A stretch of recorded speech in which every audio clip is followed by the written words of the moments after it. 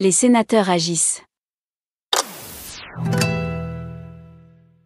Selon le ministère de l'Intérieur, près de 2265 plaintes ou signalements pour des faits de violence à l'encontre des élus ont été recensés en 2022.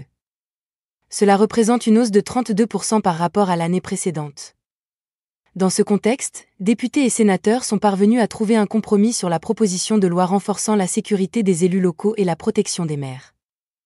Ce texte d'initiative sénatoriale avait été déposé le 26 mai 2023 et co-signé par près de 200 sénatrices et sénateurs.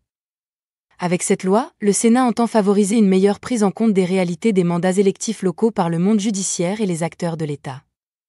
La proposition de loi comporte ainsi plusieurs dispositions concrètes et opérationnelles, visant non seulement à renforcer l'arsenal répressif en cas de violence commise à l'encontre des élus, mais aussi à améliorer la prise en charge de ces derniers lorsqu'ils sont victimes de violences, agressions ou injures.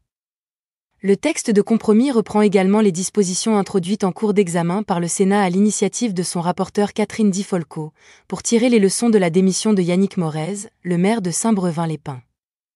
Ainsi, l'atteinte à la vie privée des candidats à un mandat électif public sera désormais pénalement répréhensible.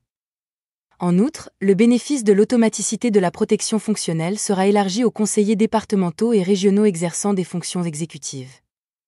La commission des lois regrette en revanche l'abandon, demandé par les députés, de l'allongement des délais de prescription en cas d'injure et de diffamation publique envers des personnes dépositaires de l'autorité publique, dont font partie les élus locaux. Cette mesure avait pourtant été adoptée à l'unanimité par le Sénat, car les dispositions en vigueur n'assurent pas un équilibre satisfaisant en la matière. Les sénateurs resteront par ailleurs attentifs aux actions que le gouvernement proposera pour traduire les deux engagements que la ministre Dominique Faure avait exprimés en séance publique. Premièrement, l'extension de la protection fonctionnelle à l'ensemble des élus locaux, et deuxièmement, la garantie que les élus bénéficient d'une couverture assurantielle juste et pérenne. Enfin, les évolutions législatives, certes indispensables, ne suffiront pas. Elles doivent impérativement s'accompagner d'un changement profond de culture des acteurs judiciaires et étatiques.